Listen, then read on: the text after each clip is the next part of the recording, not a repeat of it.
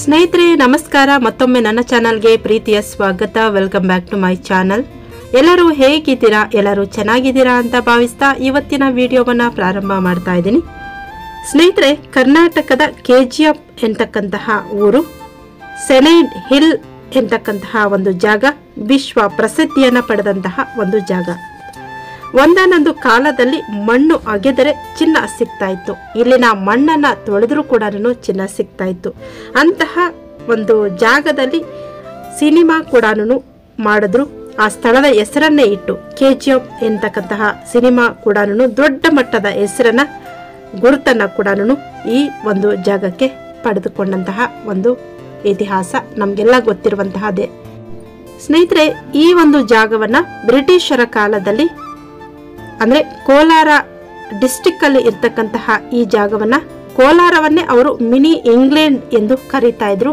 ಯಾರು ಇಂಗ್ಲಿಷರು ಅಥವಾ ಬ್ರಿಟಿಷರು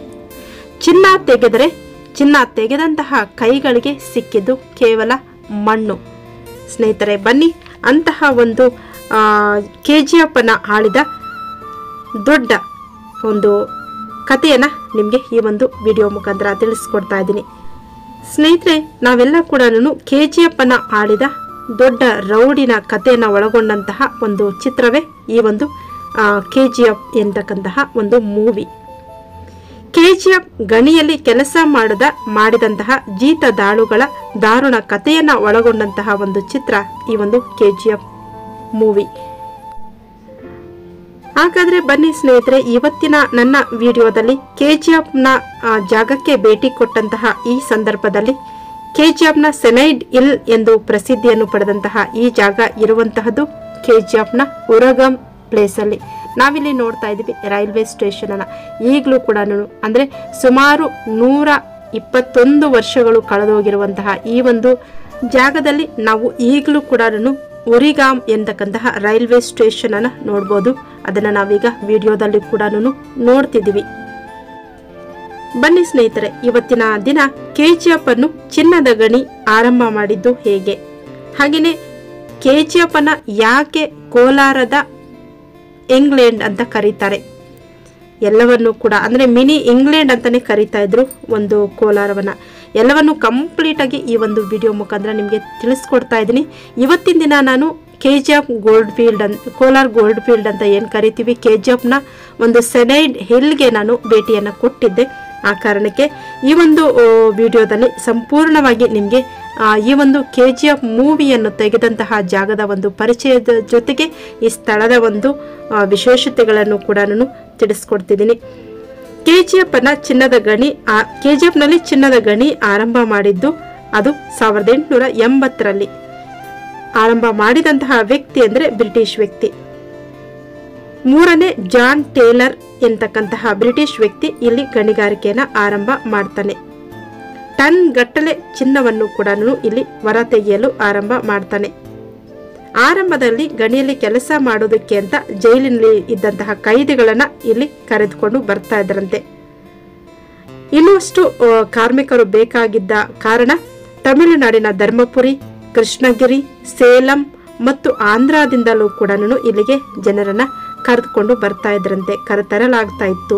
ಇಲ್ಲಿಗೆ ಕಾರ್ಮಿಕರನ್ನ ಗಣಿ ಕೆಲಸ ಮಾಡೋದಕ್ಕೆ ಅಂತ ಸ್ನೇಹಿತರೆ ಈ ಗಣಿ ಏಷ್ಯಾದ 2ನೇ ಅತಿ ಆಳದ ಗಣಿ ಅಂತಕ್ಕಂತಹ ಪ್ರಖ್ಯಾತಿಯನ್ನ ಕೂಡ ಪಡ್ಕೊಂಡಿದೆ ಇಲ್ಲಿನ ಗಣಿಗಳು ಸುಮಾರು 3000 ಅಡಿಗಳಷ್ಟು ಆಳದಲ್ಲಿ ಇದಾವೆ ಇಲ್ಲಿನ ಚಿನ್ನದ ಗಣಿಗೆ ಬಳಸಲು 1902ರಲ್ಲಿ ಗಮನಿಸಿ ಸ್ನೇಹಿತರೆ ಇಲ್ಲಿ ಸುಮಾರು 3000 ಅಡಿಗಳಷ್ಟು ಆಳ ಇರತಕ್ಕಂತಹ ಒಂದು ಗಣಿಯಲ್ಲಿ ಚಿನ್ನದ ಗಣಿಗೆ ಬಳಸಲು 1902ರಲ್ಲಿ ಶಿವನ ಸಮುದ್ರದಿಂದ ವಿದ್ಯುತ್ತನ್ನು ಕೂಡ ಸರಬರಾಜು ನೀಡಲಾಯಿತು ಹಾಗೇನೆ ನೀರಿಗಾಗಿ ಬ್ರಿಟಿಷರು ಇಲ್ಲಿ ಕೆರೆಗಳನ್ನು ಕೂಡ ಕಟ್ಟಿಸ್ತಾರೆ ಯಾಕೆಂದ್ರೆ ಇಲ್ಲಿ ಗಣಿಗಾರಿಕೆ ನಡಿಬೇಕಲ್ಲ ಆ ಒಂದು ಕಾರಣಕ್ಕೆ ಆ ಕಾಲದಲ್ಲಿ ಕೋಲಾರವನ್ನ ಮಿನಿ ಇಂಗ್ಲೆಂಡ್ ಅಂತಾನೆ ಕರೀತಾ ಇದ್ರು ಯಾಕೆಂದ್ರೆ ಇಲ್ಲಿ ಟನ್ ಗಟ್ಟಲೆ ಚಿನ್ನ ಸಿಗುತ್ತೆ ಅಂದ್ರೆ ಯಾರು ತಾನೇ ಇನ್ವೆಸ್ಟ್ ಮಾಡೋದಕ್ಕೆ ರೆಡಿ ಇರಲ್ಲ ಅದೇ ರೀತಿಯಾಗಿ ಬ್ರಿಟಿಷರು ಕೂಡ ಸಾಕಷ್ಟು ಇನ್ವೆಸ್ಟ್ ಅನ್ನ ಮಾಡಿದ್ರು ಯಾವುದಕ್ಕೆ ಅಂದ್ರೆ ನೀರಿಗಾಗಿ ಮತ್ತು ವಿದ್ಯುತ್ಗಾಗಿ ಸ್ನೇಹಿತರೆ ಅವರು ಇನ್ವೆಸ್ಟ್ ಮಾಡಿದ್ದು ಕೇವಲ ತಮ್ಮ ಒಂದು ಲಾಭಕ್ಕೆ ಮಾತ್ರ ಅಂದ್ರೆ ಬ್ರಿಟಿಷರ ಲಾಭಕ್ಕೆ ಮಾತ್ರನೇ ಅವರು ಆ ಒಂದು ದುಡ್ಡನ್ನ ಇಲ್ಲಿ ಇನ್ವೆಸ್ಟ್ ಮಾಡ್ತಾರೆ ಯಾವುದಕ್ಕೋಸ್ಕರ ಅಂದರೆ ವಿದ್ಯುತ್ ಮತ್ತು ನೀರಿಗಾಗಿ. ಇನ್ನು ಇಲ್ಲಿ ಗಣಿಗಾರಿಕೆ ಮಾಡಬೇಕು ಅಂದರೆ ನೀರು ಬೇಕೇ ಬೇಕಲ್ವಾ, ಆ ಕಾರಣಕ್ಕೆ ಇಲ್ಲಿ ಸಾಕಷ್ಟು ಕೆರೆಗಳನ್ನು ಕೂಡ ಬ್ರಿಟಿಷರು ಕಟ್ಟಿಸಿದ್ರು. ಅದನ್ನು ನಾವು ಈಗಲೂ ಕೂಡ ಕಾಣ್ಬೋದು. ಸ್ನೇಹಿತರೆ ಗಮನಿಸಿ, ನಾನು ಮುಂದಿನ ಒಂದು ವಿಡಿಯೋದಲ್ಲಿ ಇಲ್ಲಿ ಬ್ರಿಟಿಷರು ಇದ್ದಂತಹ ಒಂದು ಮನೆಗಳನ್ನು, ಹಾಗೆಯೇ ಇಲ್ಲಿ ವಾಸ ಮಾಡ್ತಾ ಇರ್ತಕ್ಕಂತಹ ಕಾರ್ಮಿಕರ ಒಂದು ಪರಿಚಯವನ್ನು ಕೂಡ ಮಾಡಿಸ್ಕೊಡ್ತಾ ಇದ್ದೀನಿ ನನ್ನ ಮುಂದಿನ ವಿಡಿಯೋದಲ್ಲಿ. ತಪ್ಪದೆ ನನ್ನ ಚಾನಲನ್ನು ಫಾಲೋ ಮಾಡಿ, ಸಬ್ಸ್ಕ್ರೈಬ್ ಮಾಡಿಕೊಳ್ಳಿ, ನೋಟಿಫೈ ಆಗಿ.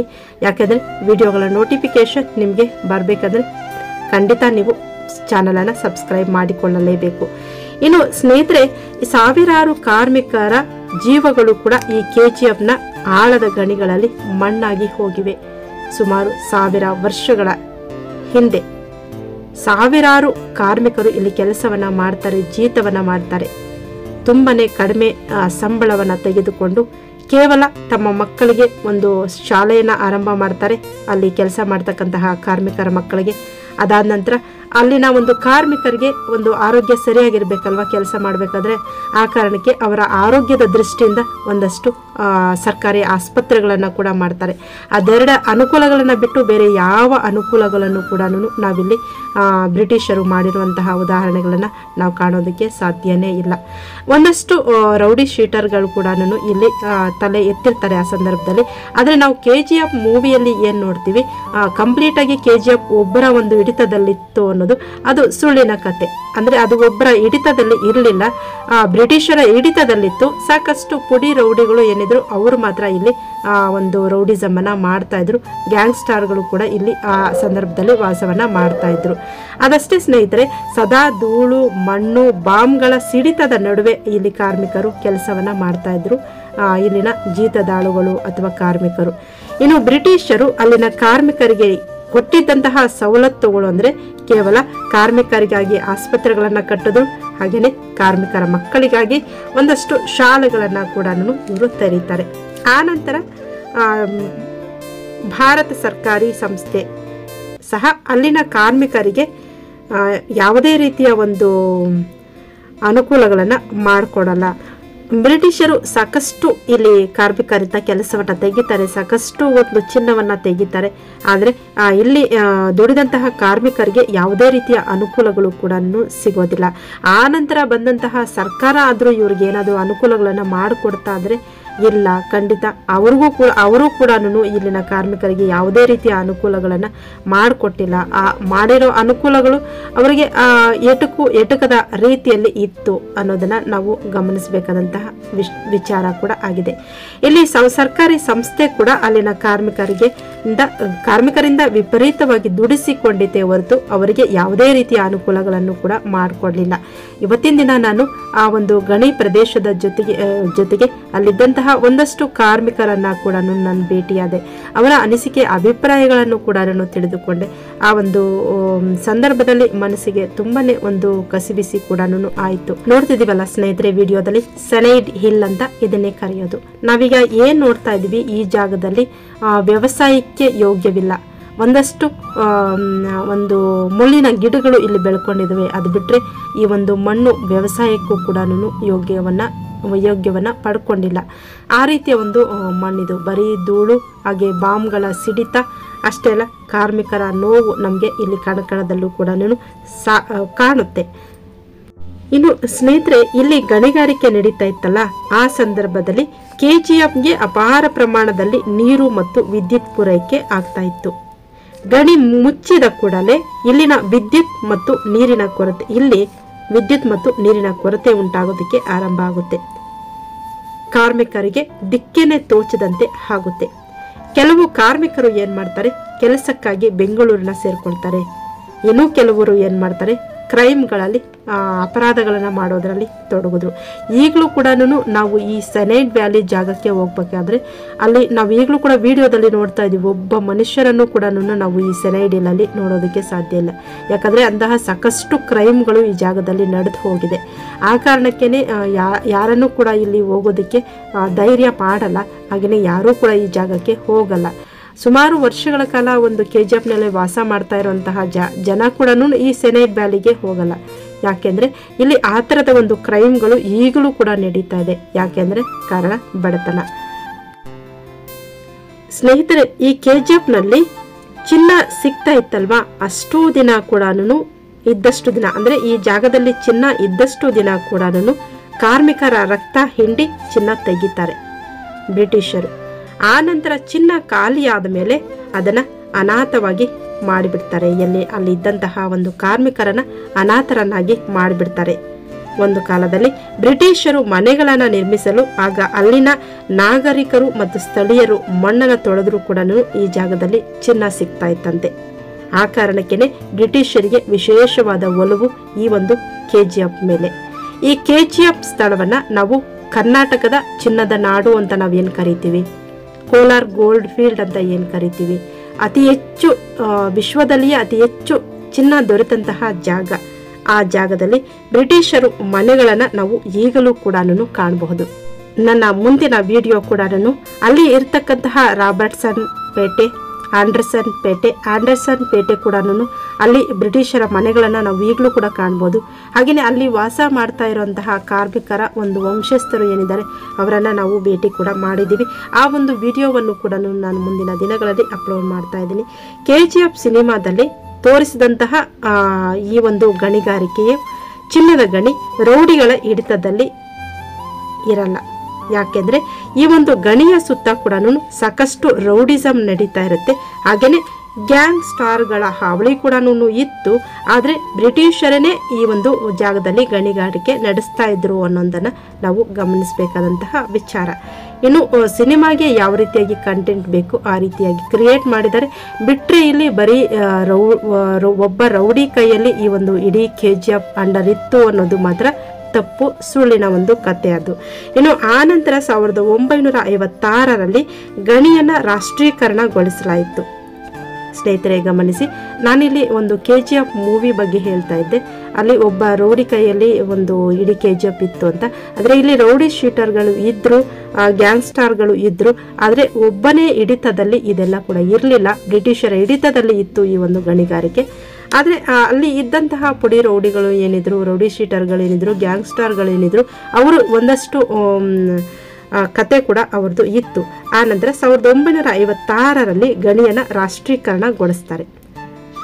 ಅದಾದ ನಂತರ ಭಾರತ ಸರ್ಕಾರ BGML ಸಂಸ್ಥೆಯನ್ನು ಅಲ್ಲಿ ಮೈನಿಂಗ್ ನಡೆಸಲು ಪ್ರಾರಂಭ ಮಾಡುತ್ತೆ. ಈಗ ಈ ಒಂದು KGFನ ಗಣಿಗಾರಿಕೆಯನ್ನು ಏನು ಮಾಡಿದ್ದಾರೆ, ನಿಲ್ಲಿಸಲಿದ್ದಾರೆ. 2001 ಫೆಬ್ರವರಿ ತಿಂಗಳಿನಲ್ಲಿ ಚಿನ್ನ ಬರಿದಾಗಿದ್ದರ ಕಾರಣ ಖರ್ಚಿಗಿಂತ ಕಡಿಮೆ ಚಿನ್ನ ಸಿಗ್ತಾ ಇದ್ದಂತಹ ಕಾರಣದಿಂದಾಗಿ ನಷ್ಟ ಉಂಟಾಗಿ ಈ ಒಂದು ಗಣಿಗಾರಿಕೆಯನ್ನು ನಿಲ್ಲಿಸಲಾಗಿದೆ ಈ KGF ಜಾಗದಲ್ಲಿ. ನೋಡ್ತಿದೀವಲ್ಲ ಸ್ನೇಹಿತರೆ, ಒಂದಾನೊಂದು ಕಾಲದಲ್ಲಿ ಮಣ್ಣು ಆಗಿದ್ರೆ ಸಾಕು ಚಿನ್ನ ಸಿಗ್ತಾ ಇದ್ದಂತಹ ಜಾಗ ಇದು. ಸುಮಾರು 3000 ಟನ್ನಷ್ಟು ಚಿನ್ನವನ್ನು ಅಂದಾಜು ಇಲ್ಲಿ ತೆಗೆದಿದ್ದಾರೆ. ಸ್ನೇಹಿತರೆ, ಒಂದಾನೊಂದು ಕಾಲದಲ್ಲಿ ವಿಶ್ವ ಪ್ರಸಿದ್ಧಿಯನ್ನು ಪಡೆದಂತಹ ಜಾಗ ಈ ಜಾಗ. KGF ಮೂವಿಯ ಮೂಲಕ, KGF ಸಿನಿಮಾದ ಮೂಲಕ ದೊಡ್ಡ ಮಟ್ಟದ ಹೆಸರನ್ನ ಗುರುತನ್ನ ಕೂಡ ಈ KGF ಜಾಗ ಪಡೆದುಕೊಳ್ತು. KGFನ ಆಳಿದಂತಹ ಹಲವಾರು ದೊಡ್ಡ ರೌಡಿಗಳ ಪೈಕಿ ಒಬ್ಬ ರೌಡಿಯ ಕಥೆಯನ್ನು ತೆಗೆದುಕೊಂಡು ಈ ಒಂದು KGF ಮೂವಿಯನ್ನು ತೆಗೆದಿದ್ದಾರೆ. ಏನು ಸುಮಾರು 17-18ನೇ ಶತಮಾನದಲ್ಲಿ ಇಲ್ಲಿ ಗಣಿಗಾರಿಕೆಯನ್ನು ಪ್ರಾರಂಭ ಮಾಡ್ತಾರೆ. ನಾವೀಗೇನು ನೋಡ್ತಾ ಇದ್ವಿ, ಗಣಿಗಾರಿಕೆ ಆರಂಭ ಆಗಿದ್ದು 17-18ನೇ ಶತಮಾನದ ಒಂದು ಜಾಗ, ಗಣಿಗಾರಿಕೆ ನಡೆದಿರುವಂತಹ ಒಂದು ಜಾಗವನ್ನು. ಈ ಜಾಗವನ್ನೇ ಸೆನೈಡ್ ಹಿಲ್ ಅಂತ ಕರೆಯೋದು. ನಾವು ಹೋಗಬೇಕು ಇಲ್ಲಿಗೆ ಅಂದರೆ ನಮಗೆ ಯಾವುದೇ ರೀತಿಯ ಒಂದು ಅನುಕೂಲ ಕೂಡ ಇಲ್ಲ.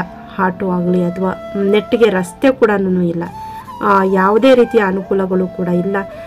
ನಾವು ಹೋಗ್ಬೇಕಾದ್ರೂ ಕೂಡ ಅಲ್ಲಿಗೆ ನಮಗೆ ಯಾರು ಕೂಡ ಹೋಗೋದಕ್ಕೆ ಅಂತ ಸಜೆಸ್ಟ್ ಮಾಡಲಿಲ್ಲ, ಹೋಗಬೇಡಿ ಅಂತಲೇ ಹೇಳಿದರು. ಯಾಕೆಂದರೆ ಅಲ್ಲಿ ಅಷ್ಟೊಂದು ಈಗ ಏನು ಅಲ್ಲಿ ಒಂದು ಕೆಲವೊಂದು ಕೊಲೆ ಸುಲಿಗೆ ಇಂತಹ ಒಂದು ಅವಘಡಗಳು ನಡೆದಿದೆಯಂತೆ ಆ ಜಾಗದಲ್ಲಿ. ಆ ಕಾರಣಕ್ಕೆ ನಮಗೂ ಕೂಡ ಆ ಜಾಗಕ್ಕೆ ನೋಡೋದಕ್ಕೂ ಕೂಡ ಹೋಗಬೇಡಿ ಅಂತ ಹೇಳಿದ್ರು. ನಾವು ಒಂದಷ್ಟು ಜನ ಗ್ರೂಪಲ್ಲಿದ್ವಿ, ಹೋಗಿ ನೋಡಿಕೊಂಡು ಬಂದ್ವಿ ಆ ಸೆನೈಡ್ ಹಿಲ್ಲನ್ನು. ಆ ಜಾಗವನ್ನೇ ನಾನೀಗ ನಿಮಗೆ ಈ ಒಂದು ವಿಡಿಯೋದಲ್ಲಿ ತೋರಿಸ್ತಾ ಇದ್ದೀನಿ. ಜೊತೆಗೆ ಇಲ್ಲಿ ಶೂಟಿಂಗ್ ಏನು ನಡೀತು, ಮೂವಿ ಶೂಟಿಂಗ್ ಏನು ನಡೀತು ಆ ಜಾಗವನ್ನು ಕೂಡ ನಾನು ನಿಮಗೆ ತೋರಿಸ್ಕೊಡ್ತಾ ಇದ್ದೀನಿ. KGF ದೊಡ್ಡ ಮಟ್ಟದ ಹೆಸರನ್ನು ಪಡ್ಕೊಂಡಿತ್ತು ಯಾವಾಗ ಅಂದರೆ ಈ KGF KGF ಮೂವಿ ಬಂದಾಗ KGFನ ವಿಶ್ವಕ್ಕೆ ಪರಿಚಯಿಸಿದಂತಹ ಒಂದು ಮೂವಿ ಈ ಒಂದು ಜಾಗದ ಒಂದು ಹೆಸರೇನೆ ಮೂವಿಗೇನು ಕೂಡ ಇಟ್ಟಿದ್ದಾರೆ. ಜಾಗದ ಹೆಸರೇನೆ KGF. ಆ KGF ಎಂತಕ್ಕಂತಹ ಹೆಸರೇನೆ ದೊಡ್ಡ ಮಟ್ಟಿಗೆ ಹೆಸರು ಮಾಡುತ್ತೆ. ಆ ಜಾಗದ ಹೆಸರೇನೆ ಮೂವಿ ಹೆಸರು ಕೂಡ. ಇಲ್ಲಿ ನಾವು ಊರಿಗಾಮ್ ಎಂತಕ್ಕಂತಹ ಒಂದು ರೈಲ್ವೆ ಸ್ಟೇಷನಲ್ಲಿ ಇಳ್ಕೊಂಡ್ರೆ ಅಲ್ಲಿಂದ ನಮಗೆ ಒಂದು 20 ನಿಮಿಷ ವಾಕ್ ಆಗುತ್ತೆ ಅಷ್ಟೇ. ಆ 20 ನಿಮಿಷ ವಾಕಲ್ಲಿ ನಾವು ಯಾವುದೇ ರೀತಿಯ ಒಂದು ಜನಸಂಚಾರವನ್ನು ಕೂಡ ರೈಲ್ವೆ ಸ್ಟೇಷನ್ ದಾಟಿದ ತಕ್ಷಣವೇ ನಮಗೆ ಗೊತ್ತಾಗುತ್ತೆ. ಯಾಕೆ ಇಲ್ಲಿ ಈ ಥರದ ಒಂದು ನಿರ್ಜನ ಪ್ರದೇಶ ಅಂದರೆ ಆವಾಗ ನಮಗೆ ವಿಷಯ ಗೊತ್ತಾಯಿತು. ಆ ಜಾಗ ಈಗ ತುಂಬಾ ಅಪಾಯಕಾರಿ ಎನ್ನುವಂತಹದ್ದು. ನಾವು ಇಲ್ಲಿ ಹೋದಾಗ ಮೇಲೆ ಅಲ್ಲಲ್ಲಿ ಕೂಡ ನೋಡ್ತಿದ್ದೀವಿ ನಾವು, ಅಲ್ಲಲ್ಲಿ ಮೈನಿಂಗ್ ನಡೆದಿದೆ.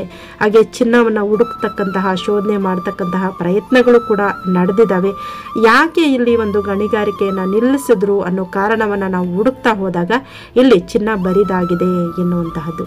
ಸುಮಾರು 3000 ಟನ್ನಷ್ಟು ಚಿನ್ನ ತೆಗೆದಂತಹ ಜಾಗ ಇದು. ಇಲ್ಲಿ ವಿಶ್ವದ ಒಂದು ಪ್ರಸಿದ್ಧಿಯನ್ನು ಪಡೆದಂತಹ ಈ ಒಂದು ಜಾಗ ಏನಿದೆ ಸೆನೈಡ್ ಹಿಲ್ ಒಂದು ಜಾಗ, ಇಲ್ಲಿ ಚಿನ್ನ ಒಂದು ಕಾಲದಲ್ಲಿ ಮಣ್ಣನ್ನು ತೊಳೆದ್ರೂ ಕೂಡ ಚಿನ್ನ ಸಿಗ್ತಾ ಇತ್ತಂತೆ. ಆ ರೀತಿಯ ಒಂದು ಜಾಗ ಈ ಜಾಗ. ಈಗ ಎಲ್ಲ ತೆಗೆದು ನಾವು ಗಿಡಗಳನ್ನು ಕೂಡ ಇಲ್ಲಿ ಬೆಳೆಯೋದಕ್ಕೆ ಅವಕಾಶ ಇಲ್ಲ. ಆ ಥರ ಆಗಿದೆ ಈ ಮಣ್ಣೆಲ್ಲ ಕೂಡ. ಯಾಕಂದರೆ ಸುಮಾರು ವರ್ಷಗಳ ಕಾಲ ತೆಗೆದಂತಹ ಮಣ್ಣನ್ನು ಮತ್ತೆ ಫಿಲ್ಟರ್ ಮಾಡಿದ್ದಾರೆ. ಆ ಫಿಲ್ಟರ್ ಮಾಡಿದಂತಹ ಜಾಗ ಕೂಡ ನಾನು ನಿಮಗೆ ತೋರಿಸ್ಕೊಟ್ಟಿದ್ದೀನಿ, ಎಲ್ಲಿ ಒಂದು ಚಿನ್ನವನ್ನು ಫಿಲ್ಟರ್ ಮಾಡ್ತಾಯಿದ್ರು ಅಂತ. ಆ ಫಿಲ್ಟರ್ ಮಾಡುವಂತಹ ಒಂದು ಫ್ಯಾಕ್ಟ್ರಿ ಏನಿದೆ, ಆ ಕಾರ್ಖಾನೆ ಏನಿದೆ, ಅದ್ರ ಪಕ್ಕನೇ ನಮಗೆ ರೈಲ್ವೆ ಸ್ಟೇಷನ್ ಕೂಡ ಇದೆ. ರೈಲ್ವೆ ಸ್ಟೇಷನ್ ಅಂದರೆ ಅಲ್ಲಿಂದ ಅವರಿಗೆ ಒಂದು ಗಣಿಗಾರಿಕೆ ನಡೆಯೋದಕ್ಕೆ ಏನೇನೆಲ್ಲ ಅನುಕೂಲಗಳು ಬೇಕೋ ಆ ಎಲ್ಲ ಅನುಕೂಲಗಳನ್ನು ಕೂಡ ಅಲ್ಲಿ ಮಾಡ್ಕೊಂಡಿದ್ದಾರೆ. ನಾವಿಲ್ಲಿ ನೋಡ್ತಾ ಇದ್ವಿ ಅಲ್ಲಿನ ಮಣ್ಣನ್ನು ಯಾವ ರೀತಿಯಾಗಿ ಒಂದು ಬಾಂಬುಗಳನ್ನು ಸಿಡಿಸುವುದರ ಮೂಲಕ, ಹಾಗೆ ಮಣ್ಣನ್ನು ಫಿಲ್ಟರ್ ಮಾಡೋದ್ರ ಮೂಲಕ ಇಲ್ಲಿ ಸಾಕಷ್ಟು ಜನ ಕಾರ್ಮಿಕರು ಕೂಡ ಜೀವವನ್ನು ತತ್ತಿದ್ದಾರೆ. ಮಣ್ಣಲ್ಲಿ ಮಣ್ಣಾಗಿ ಹೋಗಿದ್ದಾರೆ. ಸಾಕಷ್ಟು ಕುಟುಂಬಗಳು ಕೂಡ ಸಾಕಷ್ಟು ಒಂದು ದುಡಿಮೆಯನ್ನು ಮಾಡಿದ್ದಾರೆ ಈ ಒಂದು ಜಾಗದಲ್ಲಿ. ಆದರೆ ಈಗ ಇಲ್ಲಿ ದುಡಿದಿದ್ದಾರಲ್ವ ಕಾರ್ಮಿಕರು, ಅವರೆಲ್ಲ ಎಲ್ಲಿ ಹೋಗಿದ್ದಾರೆ ಅನ್ನೋ ಪ್ರಶ್ನೆ ನಮಗೆ ಕಾಡುತ್ತೆ. ಖಂಡಿತ ಇಲ್ಲಿ ನೋಡ್ತಾ ಇದ್ದೀವಲ್ವಾ, ಈ ಒಂದು ಗಣಿ ಕಾರ್ಯ ನಡೆದಾಗ ಸಿಕ್ಕಿರುವಂತಹ ಒಂದು ಬ್ಲ್ಯಾಕ್ ಗ್ರಾನೈಟ್ ಅಂತ ಏನು ಹೇಳ್ತೀವಿ ಅದೆಲ್ಲ ಕೂಡ ನಮಗೆ ಇಲ್ಲಿ ಈಗಲೂ ಕೂಡ ಕಾಣಸಿಗುತ್ತೆ, ನೋಡ್ತಾ ಇದ್ವಿ. ಆದರೆ ದಯವಿಟ್ಟು ಯಾರೂ ಕೂಡ ಹೋಗೋ ಪ್ರಯತ್ನ ಮಾಡಬೇಡಿ. ಯಾಕಂದರೆ ಇದೊಂದು ನಿರ್ಜನ ಪ್ರದೇಶ, ಎಲ್ಲೂ ಕೂಡ ಜನರು ಇರ್ತಕ್ಕಂತಹದನ್ನು ನಾವು ಕಾಣೋದಕ್ಕೆ ಸಾಧ್ಯ ಇಲ್ಲ. ಆ ಕಾರಣಕ್ಕೆ ನನ್ನ ಸಜೆಷನ್ನು, ದಯವಿಟ್ಟು ಯಾರೂ ಕೂಡ ಒಂಟಿಯಾಗಿ ಒಂದು ಗ್ರೂಪಲ್ಲಿ ಹೋದರೆ ಅಲ್ಲಿನ ಒಂದು ವಿಷಯವನ್ನು ತಿಳ್ಕೊಂಡು ಹೋಗಿ, ಒಂಟಿಯಾಗಿ ಮಾತ್ರ ಯಾರೂ ಇಲ್ಲಿ ಭೇಟಿ ಕೊಡೋಕ್ಕೆ ಹೋಗಬೇಡಿ. ಒಂದು ನನ್ನ ಕಡೆಯಿಂದ ಒಂದು ಸಜೆಷನ್ ಏನು ಸ್ನೇಹಿತರೆ, ಈ ಜಾಗಕ್ಕೆ ಬಂದಾಗ ಸಾಕಷ್ಟು ಜೀತದಾಳುಗಳು ಇಲ್ಲಿ ಕೆಲಸ ಮಾಡಿ ಅವರೆಲ್ಲ ಈಗ ಎಲ್ಲಿ ಹೋಗಿದ್ದಾರೆ ಅನ್ನೋ ಪ್ರಶ್ನೆ ನಮ್ಮನ್ನು ಕಾಡುತ್ತೆ. ಅವರ ವಂಶಸ್ಥರಿರ್ಬೋದು ಅಥವಾ ಒಂದು ಗಣಿಗಾರಿಕೆಯಲ್ಲಿ ಕೆಲಸ ಮಾಡಿದವರು ಸಾಕಷ್ಟು ಜನ ಬೆಂಗಳೂರಿಗೆ ವಲಸೆ ಹೋಗ್ಬಿಡ್ತಾರೆ ಕೆಲಸ ಹುಡುಕೊಂಡು. ಇಲ್ಲಿ ಗಣಿಗಾರಿಕೆ ಕ್ಲೋಸ್ ಆದಮೇಲೆ ಅವರ ಜೀವನೋಪಾಯಕ್ಕಾಗಿ ಈ ಸಾಕಷ್ಟು ಜನ ಬೆಂಗಳೂರಿಗೆ ವಲಸೆಯನ್ನು ಹೋಗ್ಬಿಡ್ತಾರೆ. ಇಲ್ಲಿ ಕೆಲಸ ಮಾಡೋದಕ್ಕೆ ಕಾರ್ಮಿಕರನ್ನು ಮೊದಲಿಗೆ ಅಂದರೆ ಸ್ಟಾರ್ಟಿಂಗ್ ಏನು ಗಣಿಗಾರಿಕೆ ಆರಂಭ ಮಾಡಿದ್ರಲ್ವ ಆ ಟೈಮಲ್ಲಿ ಕೈದಿಗಳನ್ನು ಇಲ್ಲಿ ಕೆಲಸ ಮಾಡೋದಕ್ಕೆ ಕಾರ್ಮಿಕರನ್ನಾಗಿ ಉಪಯೋಗಿಸ್ಕೊಳ್ತಾ ಇದ್ರು ಬ್ರಿಟಿಷರು. ಸಾಕಷ್ಟು ಇಲ್ಲಿ ಗಣಿಯ ಒಳಗಡೆ ನಾವು ಹೋಗಿ ನೋಡಿದ್ರೆ ಆ ಗಣಿಯ ಒಳಗಡೆ ನಾವು ಹೋಗ್ಬೇಕಂದ್ರೇ ನಿಜವಾಗ್ಲೂ ಕೂಡ ಕಷ್ಟ. ಯಾಕಂದರೆ ಯಾವುದೇ ರೀತಿ ಗಾಳಿ ಬೆಳಕು ಇಲ್ಲ, ಎಲ್ಲ ಕೂಡ ಆರ್ಟಿಫಿಷಿಯಲ್ ಆಗಿ ಒಳಗಡೆ ಒಂದು ಪೂರೈಸ್ತಾ ಇದ್ದಾರೆ. ಆ ಒಂದು ಒಳಗಡೆ ನಾವು ಒನ್ಸು ಹೋಗಿ ಬಂದರೆ ನಮ್ಮ ಬಾಡಿಯಿಂದ ಸುಮಾರು 2 ಲೀಟ್ರಷ್ಟು ನೀರು ಬೆವರಿನ ಮೂಲಕ ಸುರಿದು ಹೋಗುತ್ತೆ. ಆ ರೀತಿಯಾಗಿ ಇರೋಂತಹ ಜಾಗದಲ್ಲಿ ಕಾರ್ಮಿಕರು ದಿನಾಪೂರ್ತಿ ಕೆಲಸ ಮಾಡ್ತಾಯಿದ್ರು. ಆ ಕಾರಣಕ್ಕೆ ಅವರಲ್ಲಿ ಸುಮಾರು ಅಮ್ಮಮ್ಮ ಅಂದರೆ 30 ವರ್ಷ ಇಲ್ಲ 40 ವರ್ಷಕ್ಕೆಲ್ಲ ಸತ್ತು ಹೋಗ್ತಾಯಿದ್ರು ಇಲ್ಲಿನ ಕೆಲಸ ಮಾಡ್ತಾ ಇದ್ದಂತಹ ಕಾರ್ಮಿಕರು. ಯಾಕೆ ಅಂದರೆ ಆ ರೀತಿಯ ಒಂದು ಹೀಟು, ಒಳಗಡೆ ನೀರು ಬಾಡಿಯಲ್ಲಿ ಇಂಗಿಸ್ಬಿಡ್ತಾ ಇದ್ದು, ಕೆಲವೊಮ್ಮೆ ರಕ್ತ ಕೂಡ ಅವರು ಬಾಯಿಂದ ರಕ್ತವನ್ನು ಕೂಡ ಹೊರ ಹಾಕೋದ್ರ ಮೂಲಕ ಸಾಕಷ್ಟು ಕಾರ್ಮಿಕರು ಸತ್ತು ಹೋಗಿದ್ದಾರೆ ಅನ್ನೋ ಕಥೆಗಳನ್ನು ಕೂಡ ನಾನು ಕೇಳಿದೆ. ಇಲ್ಲಿನ ಒಂದು ಕಥೆಗಳು ಅಂದರೆ ಅಲ್ಲಿ ಸುಮಾರು ಅನುಭವದ ಮೂಲಕ ಅನುಭವಿಸಿರುವಂತಹ ವಿಚಾರಗಳು ಅಲ್ಲಿ ಇಲ್ಲಿ ಹರಿದಾಡುತ್ತೆ ಈಗಲೂ ಕೂಡ. ಅಷ್ಟೇ ಅಲ್ಲ, ಈ ಗಣಿಗಾರಿಕೆಯಲ್ಲಿ ಕೆಲಸ ಮಾಡ್ತಾ ಇದ್ದಂಥವ್ರು ಹೇಗಿದ್ರು ಅಂತ ಕಡ್ಡಿ ಪೂರ ಅಂದರೆ ಸಫ್ರ ಅವ್ರ ಬಾಡಿಯಲ್ಲಿ ಏನೂ ಇರ್ತಾ ಇರಲಿಲ್ಲ, ಬರೀ ಮೂಳೆ ಜೊತೆಗೆ ಅವ್ರ ಮೂಳೆಗೆ ಅಂಟ್ಕೊಂಡಿರುವಂತಹ ಚರ್ಮ. ಮೂವಿಯಲ್ಲೂ ಕೂಡ ನಾವು ಅದೇ ಥರ ಕಾಣ್ತೀವಿ, ಅಲ್ಲಿ ಕಾರ್ಮಿಕರನ್ನು ತೋರಿಸ್ತಾರಲ್ವ, ಆ ಕಾರ್ಮಿಕರು ಎಲ್ಲರೂ ಕೂಡ ತುಂಬ ಲೀನಾಗಿ ತೆಳ್ಳಗೆ ಇದ್ದರು. ಯಾಕೆಂದರೆ ಅಲ್ಲಿ ಆ ಥರ ಒಂದು ನೀರಿನ ಅಂಶ ನಮ್ಮ ಬಾಡಿಯಿಂದ ನಾವು ಒಂದು ಸಲ ಒಳಗೆ ಹೋಗಿ ಆಚೆ ಬಂದರೆ ಸಾಕು 2 ಲೀಟ್ರಷ್ಟು ಬೆವರಿನ ಮೂಲಕ ನಮ್ಮ ಬಾಡಿಲಿರೋ ನೀರು ಹೊರ ಹೋಗುತ್ತೆ. ಆ ರೀತಿ ಇರಬೇಕಾದ್ರೆ ಅವ್ರು ದಿನಪೂರ್ತಿ ಕೆಲಸ ಮಾಡೋವಂಥವ್ರು. ಅವ್ರ ಬಗ್ಗೆ ಕೂಡ ನಾವು ಒಮ್ಮೆ ಯೋಚನೆ ಮಾಡಿದ್ರೆ ಖಂಡಿತ ಮೈಯೆಲ್ಲ ನಡುಕ ಬರುತ್ತೆ. ನೋಡ್ತಿದ್ದೀವಿ ನಾವು ಜಾಗ, ಆ ಒಂದು ಗಣಿಗಾರಿಕೆ ನಡೆದಂತಹ ಒಂದು ಜಾಗದ ಒಂದು ಪ್ರದೇಶವನ್ನು ಇಲ್ಲಿ ನೋಡ್ತಿದ್ದೀವಲ್ಲ, ಈಗ ಕಾಣಿಸ್ತಿದೆ ನಮಗೆ.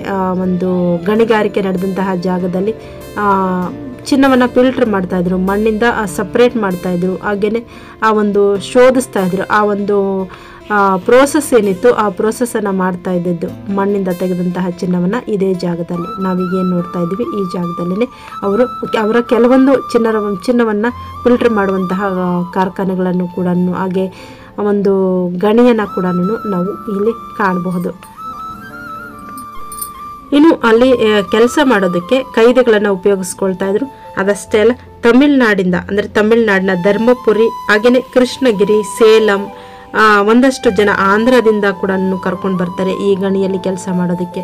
ಯಾವಾಗ ಅಂದರೆ ಸುಮಾರು 17-18ನೇ ಶತಮಾನ ಪ್ರಾರಂಭ ಆದಮೇಲೆ ಈ ಒಂದು ಗಣಿ ಪ್ರದೇಶದಲ್ಲಿ ನಾವೀಗೇನು ನೋಡ್ತಾ ಇದ್ವಿ ಇದೇ ನೋಡಿ ಕಾರ್ಖಾನೆಗಳು. ಆ ಒಂದು ಗಣಿಯಿಂದ ತೆಗೆದಂತಹ ಚಿನ್ನವನ್ನು ಫಿಲ್ಟರ್ ಮಾಡ್ತಾ ಇದ್ದಂತಹ ಒಂದು ಕಾರ್ಖಾನೆಗಳನ್ನು ಕೂಡ ನೋಡ್ತಾ ಇದ್ದೀವಿ ನಾವು. ಇಲ್ಲಿ ಸಾಕಷ್ಟು ಅಂದರೆ ನಾವು ಹೇಳ್ಬೋದು ಏಷ್ಯಾದಲ್ಲಿನೇ ಅತಿ ಹೆಚ್ಚು ಚಿನ್ನ ಸಿಗ್ತಾ ಇದ್ದಂತಹ ಜಾಗ, ಇಲ್ಲಿ ತುಂಬಾ ಚಿನ್ನ ಇದ್ದಂತಹ ಜಾಗ, ವಿಶ್ವದಲ್ಲಿಯೇ ಅತಿ ಹೆಚ್ಚು ಚಿನ್ನ ಸಿಗ್ತಾ ಇದ್ದಂತಹ ಜಾಗ. ಅದರಿಂದನೇ ಕರ್ನಾಟಕದ ಚಿನ್ನದ ಗಣಿ ಎಲ್ಲಿ ಅಂದರೆ ಈ ಕೆಜಿಎಫ್ನಲ್ಲಿ ಅಂತ ಮೊದಲಿಗೆ ಸಾಕಷ್ಟು ಚಿನ್ನ ಸಿಕ್ಕಿದಂತಹ ಜಾಗ ಈ ಒಂದು ಕೋಲಾರ. ಈ ಕೋಲಾರವನ್ನೇ ಬ್ರಿಟಿಷರು ಮಿನಿ ಇಂಗ್ಲೆಂಡ್ ಅಂತ ಮಾಡ್ಕೊಂಡಿದ್ರು, ಮಿನಿ ಇಂಗ್ಲೆಂಡ್ ಅಂತಲೇ ಕರೀತಾ ಇದ್ರು. ಅವರು ಆಗ ವಾಸ ಮಾಡ್ತಾ ಇದ್ದಂತಹ ಕೆಲವೊಂದು ಮನೆಗಳನ್ನು ಹಾಗೆಯೇ ಅವರು ವಾಸಕ್ಕೆ ಏನೇನೆಲ್ಲ ಅನುಕೂಲಗಳನ್ನು ಮಾಡ್ಕೊಂಡಿದ್ರು ಅದನ್ನು ಕೂಡ ನಾವು ಅಲ್ಲಿ ಈಗಲೂ ಕೂಡ ಕಾಣ್ಬೋದು. ನಾನು ಮುಂದಿನ ಒಂದು ವಿಡಿಯೋದಲ್ಲಿ ಒಂದಷ್ಟು ಇಂಟರ್ವ್ಯೂವನ್ನು ಮಾಡಿದ್ದೀನಿ. ನಾನು ಅಲ್ಲಿ ವರ್ಕ್ ಮಾಡಿದಂತಹ ಜನಗಳ ವಂಶಸ್ಥರು ಈಗಲೂ ಇದ್ದಾರೆ. ಅವರನ್ನು ನಾನು ಇನ್ವೆಸ್ಟಿಗೇಷನ್ ಅಂದರೆ ಇಂಟರ್ವ್ಯೂವನ್ನು ಮಾಡಿದ್ದೀನಿ. ಆ ಒಂದು ಮಾಹಿತಿಯ ಪ್ರಕಾರ ವಿಷಯವನ್ನು ನಿಮಗೆ ಅವ್ರ ಮುಖಾಂತರನೇ ಹೇಳಿಸ್ಬೇಕು ಅಂತ ನಾನು ಪ್ಲಾನ್ ಮಾಡಿದ್ದೀನಿ. ಮುಂದಿನ ವಿಡಿಯೋದಲ್ಲಿ ನಾವು ಕೆಜಿಎಫ್ನಲ್ಲಿರ್ತಕ್ಕಂತಹ ರಾಬರ್ಟ್ಸನ್ ಪೇಟೆ ಇರಬಹುದು ಅಥವಾ ಆಂಡರ್ಸನ್ ಪೇಟೆ ಇರ್ಬೋದು. ನಾವು ನೋಡ್ಬೋದು ಆಗ ಇದ್ದಂತಹ ಇಂಗ್ಲೀಷರ ಹೆಸರುಗಳನ್ನೇ ಒಂದು ಪೇಟೆಗಳಿಗೂ ಕೂಡ ಇಟ್ಟಿದ್ದಾರೆ. ಅವರ ಮನೆಗಳು ಕೂಡ ಈಗಲೂ ಇದ್ದಾವೆ, ಅವುಗಳನ್ನು ಕೂಡ ನಾನು ತೋರಿಸ್ತೀನಿ. ನಾವೀಗೇನು ನೋಡ್ತಾ ಇದ್ದೀವಿ ಅಂದರೆ ಚಿನ್ನ ಫಿಲ್ಟರ್ ಮಾಡ್ತಾ ಇದ್ದಂತಹ ಜಾಗವನ್ನು ನೋಡಿ. ಅಲ್ಲಿ ರೈಲ್ವೆ ಒಂದು ಟ್ರ್ಯಾಕ್ ಕೂಡ ಪಕ್ಕದಲ್ಲೇ ಇದೆ. ಇಲ್ಲಿ ಗಣಿಗಾರಿಕೆ ನಡೀತಾ ಇತ್ತು. ಈ ಒಂದು ಜಾಗದಲ್ಲಿ ಚಿನ್ನದ ಒಂದು ಫಿಲ್ಟ್ರೇಷನ್ ಎಲ್ಲ ನಡೀತಾ ಇತ್ತು. ಅದಾದಮೇಲೆ ಇವರು ಇಲ್ಲಿ ಸಿಗ್ತಾ ಇದ್ದಂತಹ ಚಿನ್ನವನ್ನು ದೇಶ ವಿದೇಶಗಳಿಗೂ ಕೂಡ ಕಳಿಸ್ತಾ ಇದ್ರು. ನೋಡಿದ್ರಲ್ಲ ಸ್ನೇಹಿತರೆ, ಕರ್ನಾಟಕದ ಒಂದು ಅದ್ಭುತ ಜಾಗ ಇದು. ಅತಿ ಹೆಚ್ಚು ಚಿನ್ನವನ್ನು ಉತ್ಪಾದನೆ ಮಾಡಿದಂತಹ ಜಾಗ ಇದು ಕೆಜಿಎಫ್, ಕೋಲಾರ್ ಗೋಲ್ಡ್ ಫೀಲ್ಡ್ ಅಂತ. ಕೋಲಾರ ಜಿಲ್ಲೆಯನ್ನು ಚಿನ್ನದ ನಾಡು ಅಂತಲೇ ಕರಿತೀವಿ. ಯಾಕೆ ಚಿನ್ನದ ನಾಡು ಅಂತ ಕರಿತೀವಿ ಅಂದರೆ ಕೆಜಿಎಫ್ನಲ್ಲಿ ವಿಶ್ವದಲ್ಲಿಯೇ ಅತಿ ಹೆಚ್ಚು ಚಿನ್ನವನ್ನು ಸಿಕ್ಕಿದಂತಹ ಜಾಗ. ಆ ಕಾರಣಕ್ಕೇ ಚಿನ್ನದ ಒಂದು ನಾಡು ಅಂತಲೇ ಹೇಳ್ತೀವಿ ನಮ್ಮ ಕರ್ನಾಟಕದ ಕೆಜಿಎಫನ್ನು. ಅಂತಹ ಕೆಜಿಎಫ್ನ ಒಂದು ದಾರುಣ ಸ್ಥಿತಿ ಈಗ ನೋಡೋಕ್ಕಂತೂ ತುಂಬಾ ನೋವಾಗುತ್ತೆ. ಯಾಕೆಂದರೆ ಅಲ್ಲಿ ಸಿಕ್ಕಿದಂತಹ ಚಿನ್ನವನ್ನು ಉಪಯೋಗಿಸ್ಕೊಂಡು ಈ ಜಾಗವನ್ನು ಮತ್ತಷ್ಟು ಒಂದು ಅಭಿವೃದ್ಧಿಯನ್ನು ಮಾಡ್ಬೋದಾಗಿತ್ತು. ಇಲ್ಲಿ ಮತ್ತಷ್ಟು ಅಭಿವೃದ್ಧಿಯ ಕಾರ್ಯಗಳು ಕೂಡ ನಡೀಬೋದಾಗಿತ್ತು. ಆದರೆ ಅದ್ಯಾವುದನ್ನು ಕೂಡ ಮಾಡಲಿಲ್ಲ. ಇಲ್ಲಿ ದುಡಿದಂತಹ ಕಾರ್ಮಿಕರಿಗೂ ಕೂಡ ಯಾವುದೇ ರೀತಿಯ ಅನುಕೂಲಗಳು ಸಿಗಲಿಲ್ಲ. ಅವರೆಲ್ಲ ಕೂಡ ವಲಸೆ ಹೋಗಿದ್ದಾರೆ. ಇನ್ನಷ್ಟು ಜನ ಕ್ರೈಮ್ಗಳಲ್ಲಿ ತೊಡಗಿದ್ದಾರೆ. ಇದಾಗಿದೆ ಸ್ನೇಹಿತರೆ ಕೆಜಿಎಫ್ನ ನನ್ನ ಇವತ್ತಿನ ಭೇಟಿ. ಧನ್ಯವಾದಗಳು.